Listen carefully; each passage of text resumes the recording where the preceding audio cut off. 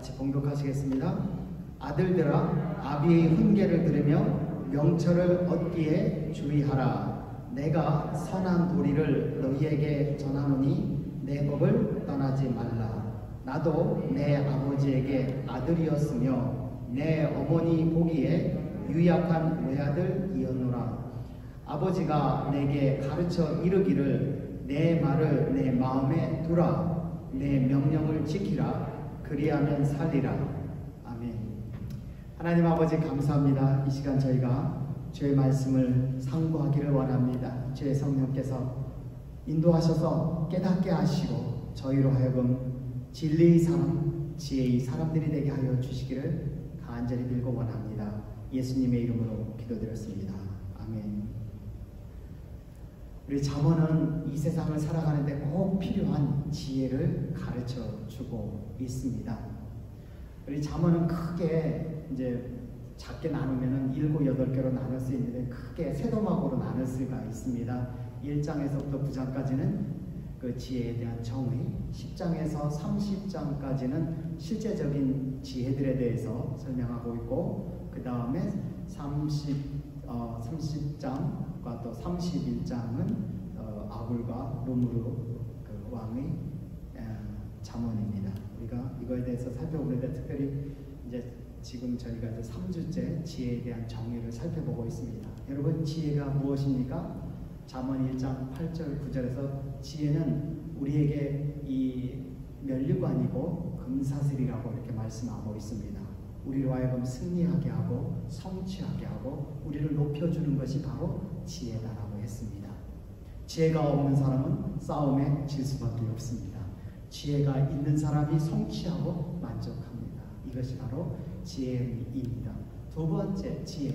그러나 지혜는 쉽다고 빠르다고 해서 모든 것이 지혜가 아닙니다. 지혜가 만약에 그것이 옳지 못하다면, 불의하다면 그것은 지혜가 아니라 무엇이라고 했습니까? 우리를 잡는 덫이라고 했습니다. 그래서 지혜는 이 옳은 것입니다.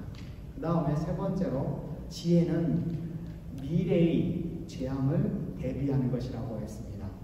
그래서 앞으로의 재앙을 대비하게 하는 것인데 어떤 모습으로 나타난다고 했습니까? 책망의 모습으로 나타난다고 했습니다. 이것이 세 번째였습니다. 여러분, 네 번째, 지혜는 무엇입니까? 지혜는 하나님께로부터 오는 영적인 것이라고 했습니다. 그래서 여호와를 경외하는 것이 지식의 근본이라고 했습니다. 지혜의 시작이라고 했습니다. 그런데 여기에서 나오는 지혜가 무엇입니까? 지혜는 의롭다고 했습니다. 의롭다라는 것이 무엇입니까? 의무를 다하는 것, 책임을 다하는 것. 자기의 책임을, 자기의 할 일을 다하는 사람이 지혜로운 사람입니다. 맞습니까? 네, 맞습니다. 그리고 다섯 번째로 지혜는 3장에서 웰빙을 가져오는 것이라고 말씀했습니다. 우리에게 웰빙이 무엇입니까? 웰빙이라는 것은 삶의 모든 부분이 홀리스, 온전하게 다 갖춰진 것이 바로 이 웰빙인데, 바로 그 웰빙을 가져오는 것이 무엇이냐? 바로 이 지혜라고 말씀했습니다. 그 중에 특별히 우리가 그 웰빙하기 위해서 꼭 필요한 것이 있는데, 하나님에 대하여 또 다른 사람에 대하여 헤세드가 필요하다고 했습니다. 헤세드라는 것은 이제 인자라고 우리나라 말로는 표현되어 있는데 영어로는 loving kindness입니다. 그런데 이 뜻도 뭐냐면 의무를 다하는 것입니다. 하나님께서 우리에게 인자하십니다. 우리에게 인자하시다를 구체적으로 들어가면 하나님께서 우리에게 대한 책임을 어떻게 해요? 다하신다라는 것입니다. 우리도 하나님께 대해서 우리의 책임을 다해야 되고, 우리의 이웃에 대해서, 우리 가족에 대해서 책임을 다하는 것이 바로 인자라고 이렇게 설명해주고 있습니다. 오늘은 6번째 교훈으로 지혜가 무엇이냐? 지혜는 생명이다라고 정의해주고 있습니다. 여러분 보시면 2절, 4절 말씀 보시면 아버지가 내게 가르쳐 이르기를 내 말을 내 마음에 두라. 내 명령을 지키라. 그리하면 살리라. 지혜가 뭐라고요? 살리는 것이다 라고 이렇게 말씀해주고 있습니다. 10절에 가보면 내 아들아 들으라. 내 말을 받으라. 그리하면 내 생명의 해가 길리라. 지혜가 무엇입니까? 우리를 살리는 것, 우리를 장수하게 하는 것, 생명이라고 정해주고 있고, 그 다음에 계속해서 13절에 가면 훈계를 굳게 잡아 놓치지 말고 지키라. 이것이 내 생명이니라. 지혜가 생명이라고 말씀해주고 있습니다. 22절에 그것은 얻는 자에게 생명이 되며 라고 했습니다. 지혜는 생명이라고 했습니다. 23절에서 무릇 지킬 만한 것 중에 더욱 내 마음을 지키라. 생명이 그러니 이에서 남이니라. 지혜는 생명이라고 이렇게 말씀해주고 있습니다. 그래서 지혜가 무엇인가? 6번째로 이렇게 답합니다. 지혜는 생명입니다. 우리를 살리는 것입니다. 사람이 왜 죽습니까? 지혜가 없어서 죽는 것입니다. 우리가 이거에 대해서 구체적으로 우리가 오늘 함께 살펴보겠습니다. 우리 1절 말씀에 보면 아들들아 이렇게 시작합니다. 아들이 나오면 무슨 뜻이라고요? 새로운 내용을 시작하거나 또는 뭐겠어? 이건 중요하니까 꼭 기억하고 순종해야 된다 라고 할 적에 이 아들들아 이렇게 이야기를 합니다. 아들들아 아비의 훈계를 들으며 명철을 얻기에 주의하라. 다시 한번 설명하지만 지혜는 3가지로 구성되어 있습니다. 어쩌면 4가지로 구성되어 있어요. 지혜는 그 마샬인데 이 마샬이라는 단어는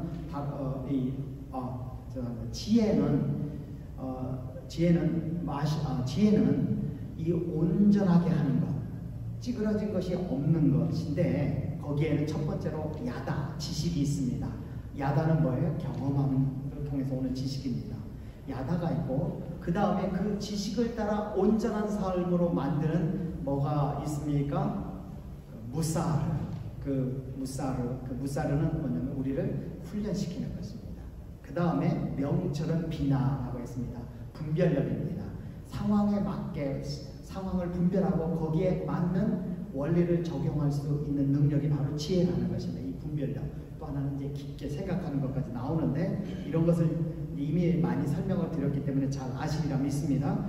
아들들아 아비의 훈계, 지혜의 다른 말이다. 지혜를 들으며 지혜를 얻게 주의하라. 여기서 보면 얻기, 지혜를 얻기 위해서 중요한 것이 있습니다. 뭐라고 했습니까? 주의하는 것입니다. 영어로 말하면 pay attention, 주목하는 것입니다. 그런데 이 주목한다라는 것은 이것은 이 비유를 들자면 이거예요. 스펀지를 꽉 짜는 다음에 물속에다 집어넣으면 어떻게 해요? 물이 쫙 빨려 들어오죠. 스펀지 안으로요. 그런 것처럼 지금부터 이야기하는 것은 내가 사느냐 죽느냐를 결정하는 것이기 때문에 지혜는 사느냐 죽느냐를 결정하는 것이기 때문에 네가 이거를 어떻게 해요? 하나도 빠짐없이 놓침없이 스펀지같이 다 빨아들여야 된다. 이렇게 말씀하는 것입니다.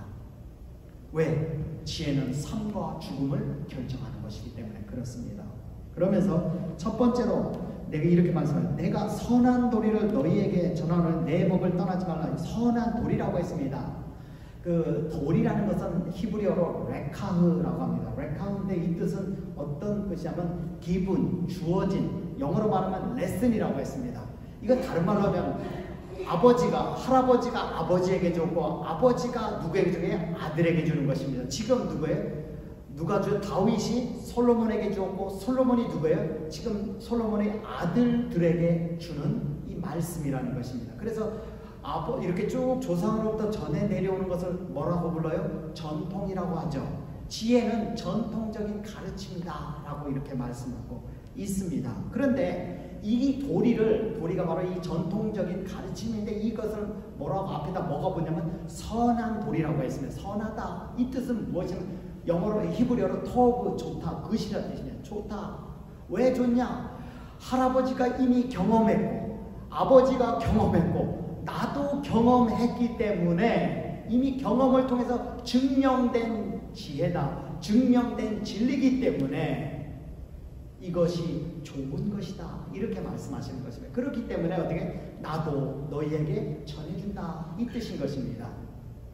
그래서 이 지혜라는 것은 이 잠언의 지혜는 특별히 뭐냐면 삶 가운데서 실제적으로 경험되어지고 증명되어진 그런 지혜라는 것입니다. 너에게 전하노니 내 법을 떠나지 말라. 떠나지 말라라는 것은 뭐냐면 잊지 말라라는 것입니다. 여러분 잊는다라는 것은 뭐냐면 한 번 듣고 나서 어떻게 그냥 끝내버리는 거예요. 끝나지 않고 계속해서 이것을 갖다 흡수하라 이렇게 말씀하고 있습니다. 그런데요 여러분 어떤 목사님이 그 목사님이 이제 LA 한인 침례교회 그 박성근 목사님인데 저희 선배이십니다. 저희 학교 선배님인데 이 박성근 목사님이 이런 이제 설교학을 강의하세요. 그런데 설교를 하다 보면 어떤 시간에는 사람들이 쫙 이렇게 흡수를 한대요. 그런데 어떤 시간에 앞에 서면 얘기하면 벌써부터 사람들이 하품하고 막 이게 말씀을 탕탕 튕겨내는 경우들이 있다고 이렇게 말씀하시더라고요. 그러면서 그분은 들리는 설교를 해야 된다고 이렇게 말씀을 하세요. 그런데 여러분 아십니까? 몸에 좋은 약은 뭐라고 했어요? 쓰다고 그랬어요. 잘 삼키질 않아요. 뱉어지고 몸에 안 좋은 사탕은 어떻게 해요? 꼴깍꼴깍 잘 넘어가죠. 그죠? 금방 빨아먹어야 되는데 빨아먹자고 금방 씹어먹죠. 그런데 이것은 뭐예요? 이를 상하게, 이가 상하면 뭐예요? 위가 안 좋아지고, 위가 안 좋아지면 위암 걸리고 우리 사람이 일찍 죽는 거예요. 근데 우리가 여기서 기억해야 될 것이 있어요. 보통 아버지가 아들에게 얘기해주면 아빠 저 꼰대, 또 아빠 과거 얘기한다. 지금은 다른 세상인데 하면서 어떻게 잘 받아들이지 안 받아들이지? 할 수 없이 아버지가 얘기하니까 안 들으면 혼나니까 그냥 듣고는 있는데 뭐 얘기하면 머릿속에 딴 생각하고 있어요. 딴 생각. 이렇게 딴 생각을 하고 있어요. 그런데 여러분 귀에 솔깃한 얘기는 여러분들의 영혼을 다치게 할 수가 있고 여러분들이 튕겨내는 거부하는 것들은 오히려 몸에 여러분들의 삶에 좋다라는 것을 여러분이 인정할 수 있습니까? 여러분 이걸 깨달아야 돼요. 제가 이미 말씀드렸지만 지난번 있던 교회에서 이 윙가게라는데 굉장히 어려운 분이 있었어요. 근데 이분은 참 경제적으로 너무 어려워요. 그래서 이제 제가 가서 뭐라고 위로를 해야 되는데 할 말이 없어 이렇게 말씀드렸어요. 건강 가진 것을 감사하시기 바랍니다. 하나님이 건강 주신 것 감사하게 해달라고. 그랬는데 이분이 나중에 이제 지금 가신 분이 이제 친구 목사님, 그분 통해서 이렇게 들려오는 얘기는 최 목사님이 그때 건강 주신 거 감사라고 했을 적에는 아무도 들려오지 않았다. 그 얘기가 전혀 공감되지 않았다고 이렇게 얘기를 했습니다. 그런데 얼마 전에 미리 이제 졸업식 때문에 이제 거기 갔었잖아요. 갔는데 그 목사님 지금 이제 그 부부가 둘 다 암이 걸렸거든. 한 분은 위암 걸려서 위를 절단해냈고 한 분은 이 대장암 걸렸는데 이 대장암이 다 퍼져가지고 지금 이제 생명이 위기 가운데 놓여 있습니다. 그런데 지금은 그분은 이 윙가게를 아주 큰 걸 가지고 있어요. 여러분 돈이 아무리 많아도 내가 지금 죽겠다 해서 그 돈은 뭐예요? 숫자에 불과한 거예요. 그렇습니까? 안 그렇습니까? 별로 의미가 없어요. 그런데 여기서 깨달은 게 있어요. 그러면서 그때 그 얘기를 들었어야 되는데 그때 건강관리를 감사하고 했어야 되는데 아무런 들려오지 않았어요. 그리고 나서 이제 큰 윙가게를 제가 이제 큰 윙가게를 인수했어요. 그런데 지금은 그게 의미가 없어요. 여러분 이 들려오는데 이게 별로 내게 공감이 되지 않고 들려오지 않는 얘기라고 생각할 적에 하나님이 나에게 주시는 메시지라고 받으시기 바랍니다. 그게 나의 삶과 죽음을 결정할 수 있다는 사실 기억하시기 바랍니다.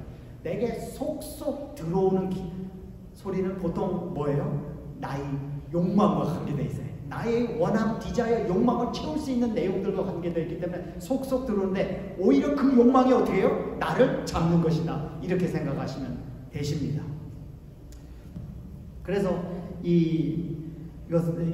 지금 들려주는 이야기는 내 귀에는 꼰대같이 들리고 아닌 것 같지만 주의해서 들어라.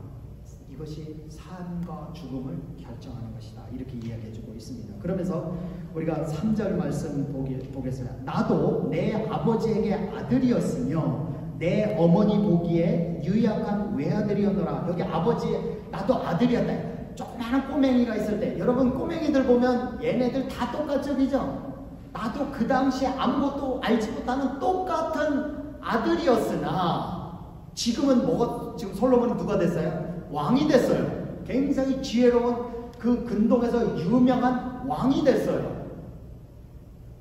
무엇이 그런 차이를 만들어내었느냐? 보면 이렇게 그 다음 그 뒤에 내 아버지에게 아들이었으면 내 어머니 보기에 유약한 외아들이었노라. 여기 보면 유약하다는 얘기는 나도 그때 경험도 없고 아무것도 알지 못하는 아들이었지만 외아들이었다. 이 외아들이 중요한 것입니다. 여러분 이 솔로몬은 다윗과 밧세바를 통해서 낳은 자식입니다. 그죠? 그런데 다윗과 밧세바에게 있어서 다른 아들들이 자녀들이 있었습니까? 없었습니까? 많았죠? 많았어요. 4-5 되니까 그래요. 많아요.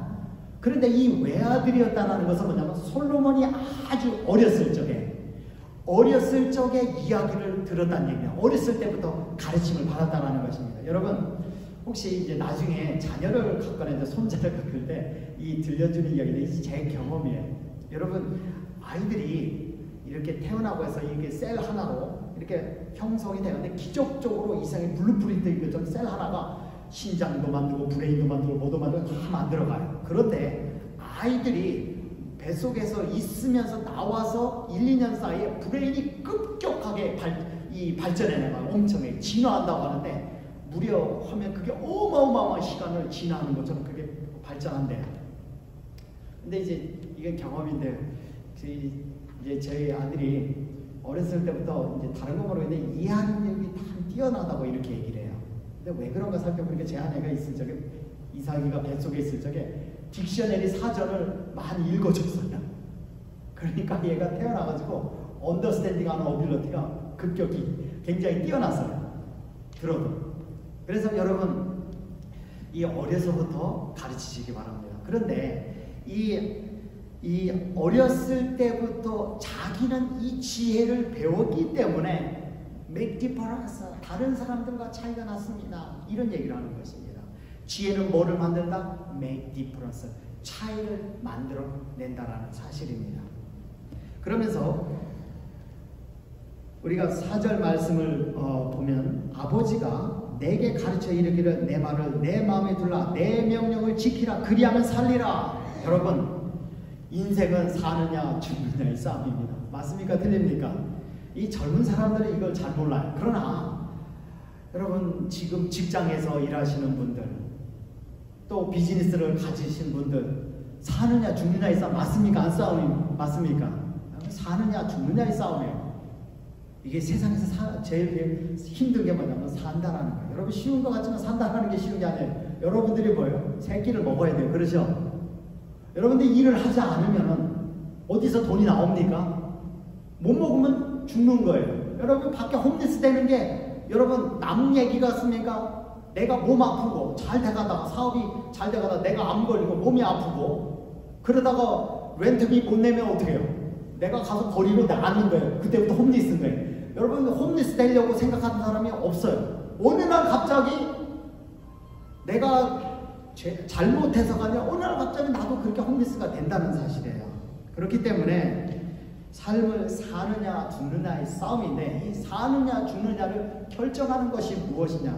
이 신명기 30장 가보겠어요. 여러분 창출레미시 신명기 30장 15절부터 같이 보시겠습니다. 창출레미신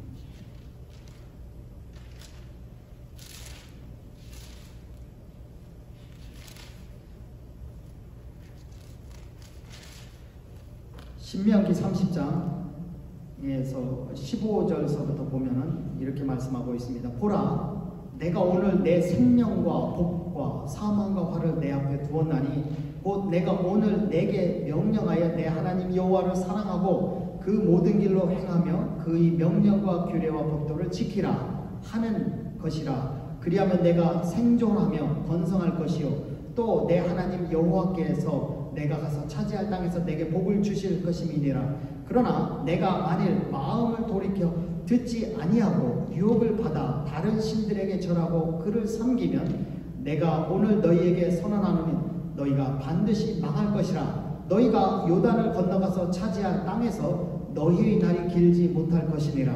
내가 오늘 하늘과 땅을 불러 너희에게 증거를 삼노라. 내가 생명과 사망과 복과 저주를 내 앞에 두었은즉 너와 내 자손이 살기 위하여 생명을 택하고 내 하나님 여호와를 사랑하고 그 말씀을 청종하며 또 그를 의지하라. 그는 내 생명이시요 내 장수이시니 여호와께서 내 조상 아브라함과 이삭과 야곱에게 주리라고 맹세하신 땅에 내가 거주하리라. 아멘. 여러분, 하나님 앞에서는 두 길밖에 없어요. 사느냐 죽느냐, 복의 길이냐 저주의 길이냐, 이 두 가지밖에 없습니다. 하나님 말씀이 곧 지혜입니다. 이 지혜를 붙잡으면 뭐예요? 살고 복을 받고, 이 말씀을 붙잡지 않으면 어떻게 해요? 죽음, 저주받으며 죽는다고 이렇게 말씀하고 있습니다. 그래서 이 말씀이 우리 지혜가 삶과 죽음, 복과 화, 저주를 결정하기 때문에 우리가 하나님의 말씀에 대해서, 지혜에 대해서 우리가 이것들에 대해서 스펀지같이 흡수를 해야 된다고 말씀하고 있습니다. 그래서 지혜는 살게 하는 것이다 말씀하면 5절 말씀 보시겠습니다. 지혜를 얻으며 명철을 얻으라. 내 입의 말을 잊지 말며 어기지 말라. 디클라인 하지 말라. 어기지 말라는 게 디클라인, 거절하는 게. 박성근 목사님 말씀이 전달되면 그것들에 대해서 퉁 튕겨내는 거예요. 저건 나하고 상관없는 거예요. 지루한 얘기. 그런데 여러분, 성경 말씀이 여러분 지루한 말씀 같지만 이 성경 말씀은 이미 이 몇천 년 동안 뭐예요? 증명되어진 말씀이라는 사실을 기억하시기 바랍니다. 그래서 6절 말씀에서 지혜를 버리지 말라. 그가 너를 보호하리라. 그를 사랑하라. 그가 너를 지키리라.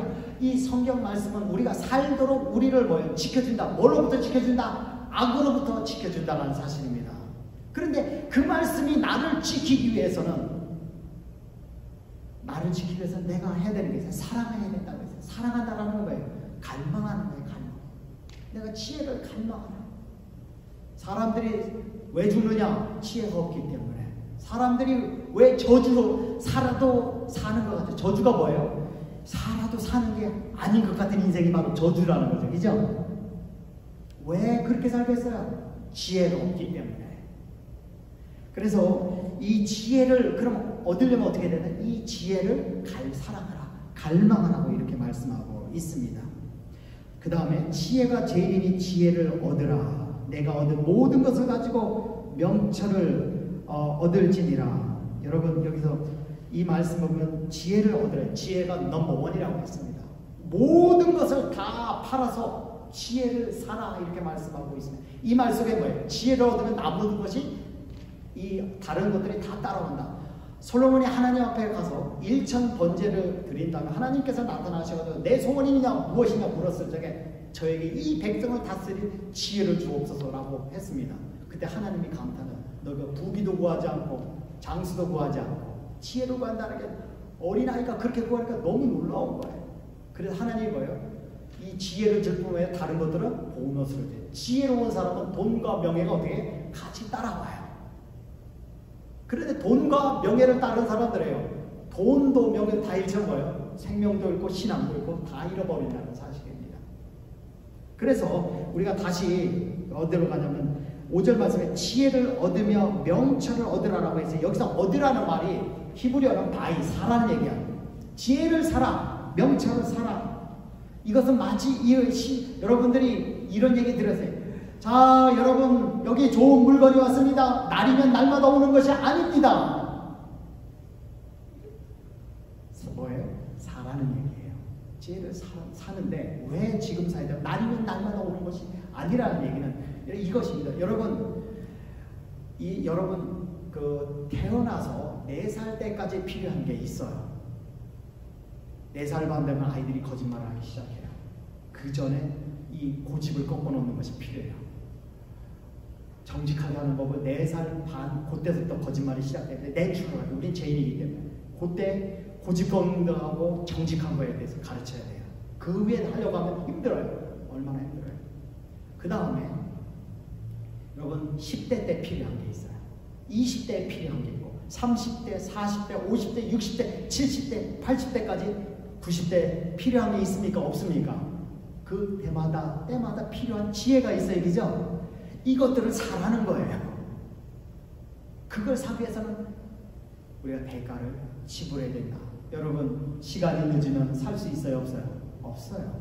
10대 때 필요한 지혜 20대 때 가져봐서 별로 의미가 없습니다. 자녀를 양육할 때 필요한 지혜가 있어요. 아이들이 다 크고 나면 필요 있어요? 없어요? 필요가 없어요. 그렇지 않습니까? 그렇죠? 그때마다 필요한 지혜를 살아가는 것입니다. 그 지혜를 모든 것을 주고 나서라도 그 지혜를 잡으라고 이렇게 말씀하고 있습니다.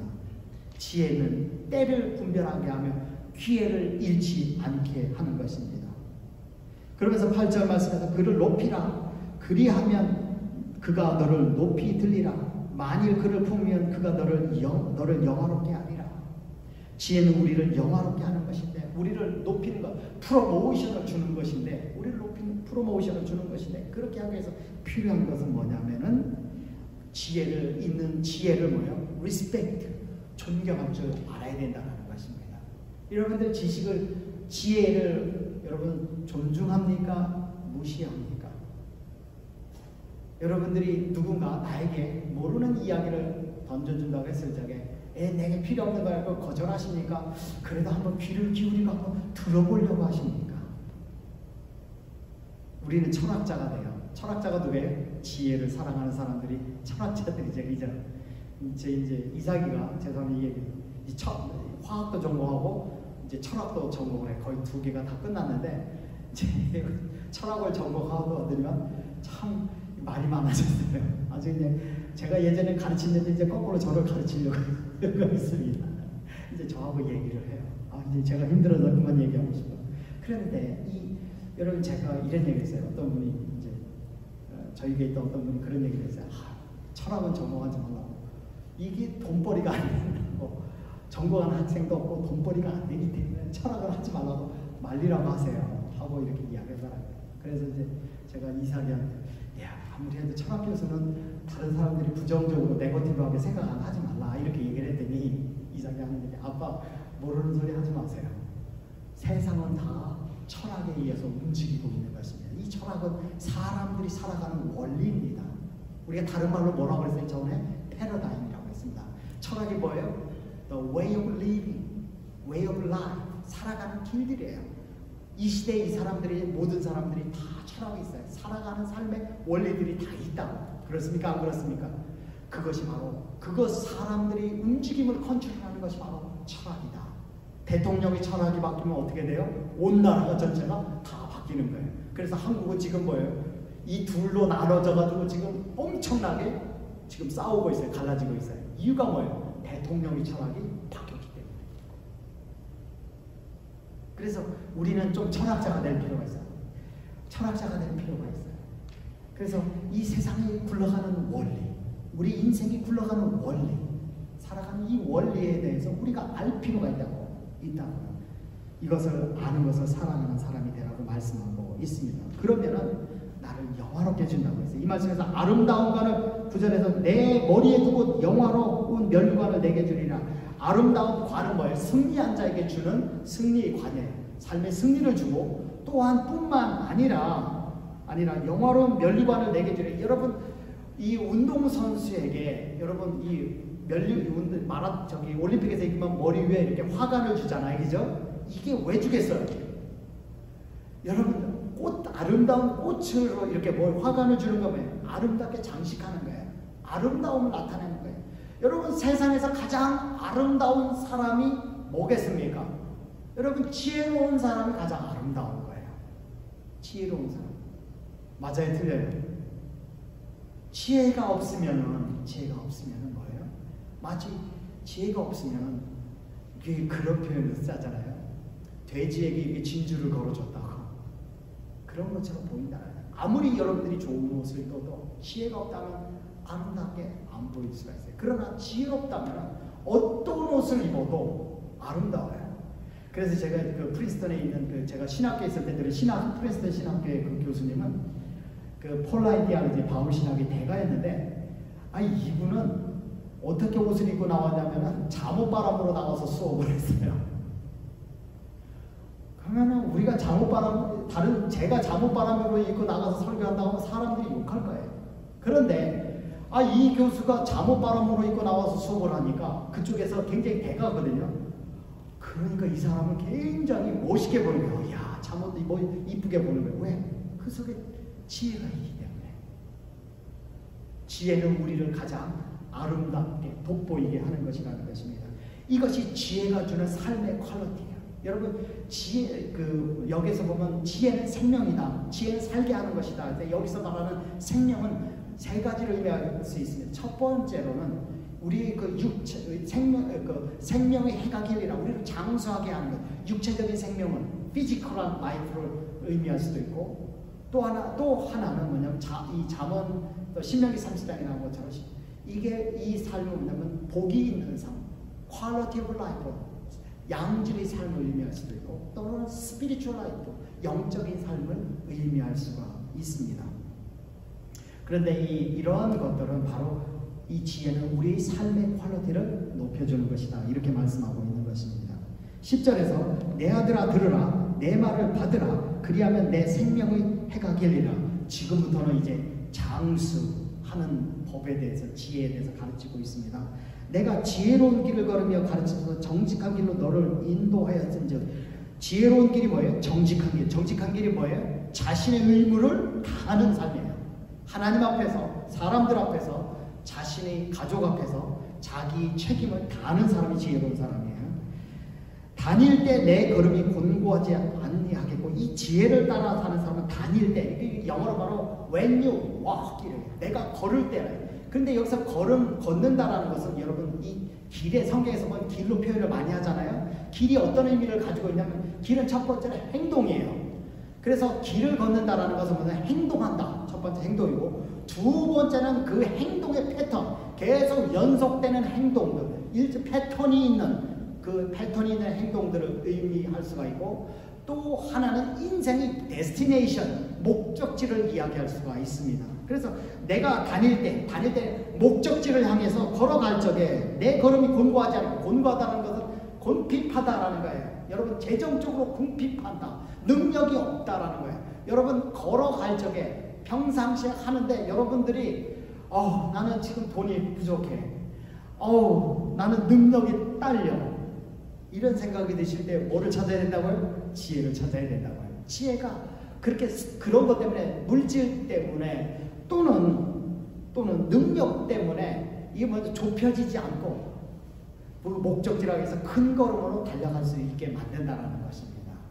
그 지혜가 그렇게 만든다는 것이 우리 스트레스가 없어지는 것이고 그 다음에 달려갈 때 실족하지 않아요. 달려갈 때가 언제? 여러분들이 막 달려갈 때가 언제? 이머전시 급한 상황이잖아요. 여러분 급한 상황이 삶 가운데 일어나요? 안 일어나? 일어나요. 급할 때 달려갈 때 실족하지 넘어지지 않는다고 했어요. 여러분 급하면 뭐가 많이 일어나요? 여러분 실수가 많이 생겨요. 그죠? 급하면 실수가 생겨요. 치다가 이제 설교 본거 치다가도 막 오타가 날 때 이제 급할 때. 근데 오타는요 아무리 채도 나타나더라고요. 이 급하면 사람이 실수를 해요. 그게 실수가 뭐예요? 나를 넘어지게 하는 것. 목적지에 도달하지 못하게 하는 것입니다. 그래서 우리나라 말에 그런 얘기 있어요. 급할수록 어떻게 하라? 돌아가라 그랬어요. 그죠? 급할수록 돌아가라. 왜? 급하게 가면 갈수록 실수가 만들어지기 때문에 그 실수가 나의 발목을 잡고 목적지에 도달하지 못하고 딴 데로 빗나가게 하기 때문에. 근데 이 지혜는 뭐다? 급할 때에도 이머전시 상황에서 나로 하여금 잘못 행동하게 하지 않는다. 나를 보호한다. 그런 뜻을 가지고 있습니다. 13절에서 훈계를 굳게 잡아 놓치지 말고 지키라. 이것이 내 생명이래라. 그렇기 때문에 이렇게 살게 하는 것이기 때문에 삶의 퀄리티도 결정하고 질적으로 삶에 얼마나 사는지도 결정하기 때문에 이것이 중요하다고 말씀하고 있습니다. 14절 보면은 지혜가 사악한 자의 길에 들어가지 말며 악인의 길로 다니지 말지어다. 지혜가 하는 일 것이 있으면 뭐예요? 우리에게 명철 분별력을 주는 거예요. 어떤 길이 사는 길이고 죽는 길이지, 어떤 길이 복받는 길이지, 어떤 길이 저주받는 길이지, 그것들을 분별하게 해주는 분별력을 주는 것이 지혜다. 그 준 지혜를 따라 행하라는 것입니다. 지혜가 말하기를 저기는 악한 길이니까 가지 말라. 쉽고 빠르고 없게 하는 것처럼 보일지라도 가지 말라. 그것은 너희 토치니까 가지 말라고 했을 적에 거기에 사악한 자의 길에 들어가지 말라. 이게 들어간다는 말이 뭐냐면 그 성공한 사람들 귀에 솔깃 해가지고 그거 한번 들어보려고. 그 사람들이 어떻게 성공했는지, 잘못된 길로 성공했음에도 불구하고 성공했으니까 그거 성공담 들어보려고 가려고 상담하려고 아예 하지도 말라. 그 다음에 길에 들어가자 악인의 길로 다니지 말지어다 라고 했어요. 다니지 말지어다는 얘기는 어떤 거냐면은 호기심 때문에 한번 가보려고 하는 것. 또는 아유, 내가 이제 부모님이 이렇게 얘야 쟤는 행실이 좀 불량하다, 그러니까 좀 안 만났으면 좋겠다 이렇게 얘기를 하면은 엄마 다 알고 있어요. 나는 내가 컨트롤할 수가 있어요. 내가 적당하게 하면서 내가 컨트롤할 수 있을 거라고 생각해서 적당하게 나는 이 선을 지킬 거야. 더 이상 안 넘어갈 거야. 나는 마약하는 사람들하고 친구들이 있는데 나는 그래도 저하고 친구들이랑 마약 안 할 거야. 나는 저 친구가 도박을 하는데 나는 도박을 해도 저 친구하고 생각해서 나는 도박에 안 빠질 거야. 나는 나를 컨트롤할 수 있어 라고 생각하면서 하는 것이 뭐냐면 다니는 거예요. 그것이 다니는. 그런데 그것도 하지만 돌이켜 떠나갈지어다. 거기 아예 떠나라. 왜 그러냐면요, 16절에 보면은 그들은 악을 행하지 못하면 자지 못하며 사람을 넘어뜨리지 못하면 잠이 오지 아니하며 불의 떡을 먹으며 강포의 술을 마시리라. 악을 행하지 못하면 잠을 자지 못해. 이것은 뭐예요? 이것은 뭐냐면 중독된 거예요. 여러분, 우리나라 말에 그런 말이 있어요. 바늘도둑이 무슨 도둑 된다? 소도둑 된다. 바늘도둑이 소도둑 된다. 이것은 뭐예요? 악한 것들은 뭐예요? 한번 배우면 그 중독성이 있어가지고 계속 거기에 빠지게 된다. 도박하는 사람들이 도박 끊으려고 손가락을 자르면 어떻게 한다? 손가락 틈 사이에다 끼우고서 도박을 한다. 그런 얘기 들어본 적 있죠, 그죠? 그거 못 버려가지고 폐가 망신해도. 여러분, 라스베가스에 가면은 그 지하가 있대요. 이렇게 봤는데 거기에 사는 사람들이 이렇게 수로 하수도에 그 사는 사람들이 있대요. 거기를 아직도 못 벗어나고 있어요. 보니까 동영상에서 보니까 강원랜드에 가면은 조그만한 차 안에서 먹고 자고 하면서 하루 종일 도박에 대해서 연구하는 사람들이 이제 다 잃어버리고, 당신 몇 얼마 잃었어? 나 2억. 당신 얼마 벌었어? 3억. 그거 아무것도 아니야. 나는 12억 잃었어. 여러분, 강원랜드에 가면 라스베가스에 있는 현상처럼 똑같이 있어요. 그 사람들은 돈이 없으면서 오늘도 도박을 연구해요. 도박을. 차 안에서. 그 조그만한 차, 왜 조그만한 차, 그 소울 같은 거 있잖아요. 조그만한 차 안에 거기에다 모든 살림 다 차려놓고 웅크려 자면서도 도박을 연구하고 있어요. 이 잘못된 것이 왜 잘못됐느냐? 먹여가 있기 때문에, 중독성이 있기 때문에 하지 말라라고 이렇게 말씀하고 있습니다. 그 다음에 18절에 가보겠습니다. 의인의 길은 돋는 햇살 같아서 크게 빛나 한낮의 광명에 이르거든. 의인의 길은 햇살 같다. 여러분, 햇살 빛난다는 얘기예요. 다니엘서 12장 3절에서 지혜로운 사람은 뭐예요? 궁창의 빛과 같이 빛난다고 했습니다. 그렇지 않습니까? 그죠? 누가 삶이 빛나? 지혜로운 삶이 빛났는데, 그 빛나는 사람은 한 번 빛나고 끝나는 것이 아니라 계속해서 빛나는데, 언제까지 빛나느냐? 여기 빛나느냐? 보면 햇살 같다가 한낮의 광명에 이를 것이면, 빛나냐? 어디까지? 광명한테. 한낮이 어디예요? 정오가 뭐예요? 그 정오까지 빛난다는 거예요. 계속 빛난다. 근데 그 정오가 어디예요? 정오는 뭐냐면은 남중고도, 해가 떴을 때 남중고도가 최고 높을 때, 그렇죠. 그 때까지 계속해서 빛난다고 이렇게 말씀해 주고 있습니다. 그런데 여러분, 우리 그리스도인이 한낮에 남중고도, 우리가 가장 빛날 때가 언제예요? 가장 밝을 때가 언제예요? 하나님 앞에 섰을 때. 하나님 앞에 섰을 때까지 우리 삶들은 하나님께서 주신 말씀을 따라서 지혜를 따라 살아가는 사람은 그때까지, 하나님 앞에 갈 때까지 계속해서 빛날 것이다 라고 이렇게 말씀해 주는 것입니다. 19절, 악인의 길은 어둠 같아서 그가 걸려 넘어져도 그것이 무엇인지 깨닫지 못하니라. 여러분, 악한 사람들은 자기가 뭘 잘못했는지도 몰라요. 어둠 가운데 있기 때문에. 근데 여러분, 어둠 속에 있어봐요. 어둠 속에 있으면 사람이 뭐예요? 어디에서 뭐가 덫일지 짐승이 나는지 모르기 때문에 뭐예요? 불확실해요. 이 악한 길을 따라가는 사람들은 삶이 항상 불확실해요.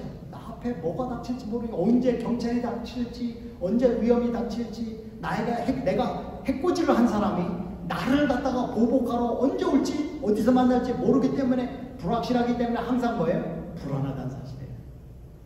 항상 염려 가운데 살아가야 된다. 그래서 우리 한번 20절 말씀을 보겠습니다. 내 아들아 내 말에 주의하면 내가 말하는 것에 내 귀를 기울이라. 이렇게 주목해서 보라. 그것을 내 눈에서 떠나게 하지 말며 내 마음 속에 지키라. 여러분 생명에 관한 것은 여러분 이게 뭐냐면 일종의 여러분 생명줄이에요. 여러분 바닷가에 가는데 여름 되면 이제 사고들이 일어나요. 사고들이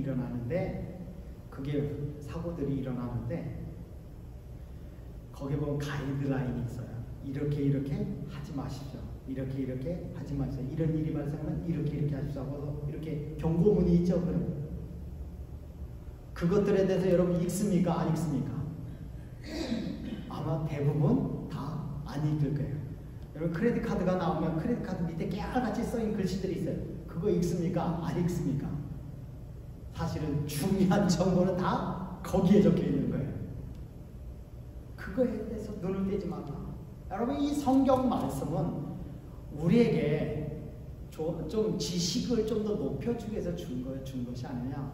사느냐 죽느냐의 그 싸움 속에서 어떻게 하면 살고 어떻게 하면 승리하는지 그것을 가르쳐주는 말씀이라는 것입니다. 우리 마치 생명줄과 같기 때문에 이것들에 대해서 눈을 떼지 말라 이렇게 말씀하고 있습니다. 그러면서 이렇게 말씀합니다. 그것은 얻는 자에게 생명이 되며 그 온 육체의 건강이 되며 우리가 뭐냐면 영혼이 잘 돼야지 범사가 잘 되고 강건하다고 말씀하는 것처럼 여러분 이 하나님께서 주신 지혜는 뭐냐면 그 지혜 중에 하나는 절제, 셀프 컨트롤, 자기를 다스리는 거예요. 그래서 먹는 거, 또 자는 거 이런 것을 잘 다스리면 어떻게 돼요? 사람이 장수할 수가 있어요. 그런데 그거를 못하면 어떻게 돼요? 오래 살지가 못하죠. 그래서 이 지혜는 우리 건강과도 관계가 있다 이렇게 말씀하고 있습니다. 23절에서 모든 지킬 만한 것 중에 더욱 내 마음을 지키라. 생명의 근원이 이에서 남이니라 라고 했습니다. 여기서 더욱 내 마음을 지키라. 근데 이 지혜를 따라 살 것이냐 안 살 것이냐를 결정하는 것이 어디다? 바로 마음이다. 마음속은 뭐예요? 전쟁터예요. 그렇지 않습니까? 그죠? 전쟁터예요. 그런데 우리가 뭐와 싸워? 우리 속에 있는 죄와 싸우지만 특별히 우리 속에 길들여지지 않는 untamed horse가 있다고 합니다. 길들여지지 않는 horse.